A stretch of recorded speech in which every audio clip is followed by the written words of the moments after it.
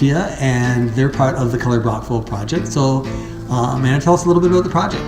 So the art classes and the history classes are working together to make a coloring book, and we've visited downtown places together to make that. And what have you enjoyed about the project?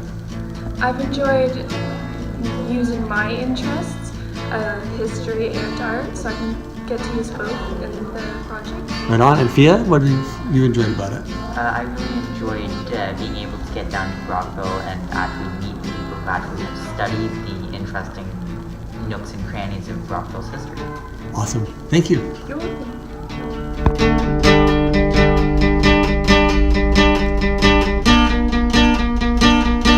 I'm here with Thomas, and he's part of the Color Brockville project here at Thousand Island Secondary School. So Thomas, tell us a little bit about the project. We've created a coloring book of Brockville. We've visited a lot of the historical sites, and we're trying to highlight specific key pieces of architecture and Brockville's history to give people a chance to really experience it for themselves and have a true understanding of what it means to Brockville, and be able to kind of get a feel for it themselves and be able to, have their own little twist on how they perceived it. And I kind of sat in on a little bit of a community and student meeting. Do you remember who was at that meeting and what the purpose was? We had representatives from the Museum of Brockville, Downtown Brockville, Brockville City Hall, the Aquarium.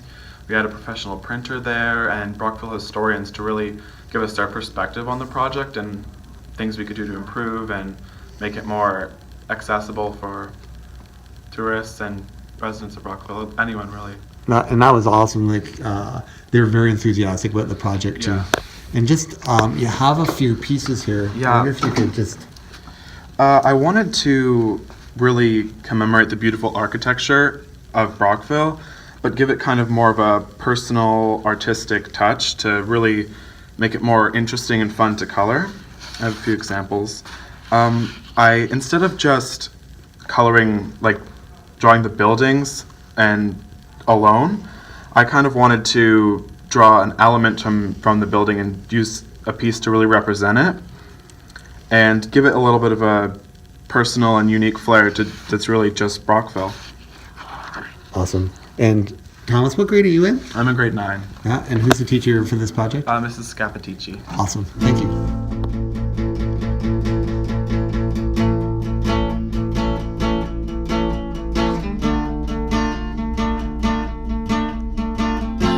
I'm here with Tyler, and he's working on phase 2 of the Color Brockville project.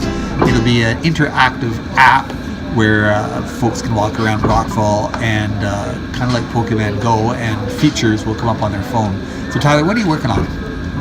I'm working on a river otter from the St. Lawrence River. And what program are you using?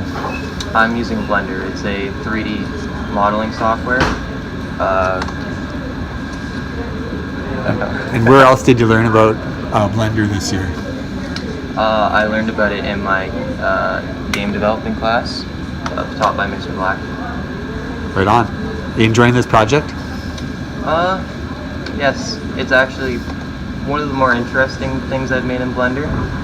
I've only really made lamps so far, so an otter is definitely a lot more difficult than you think. It's cool. It looks like an otter, though.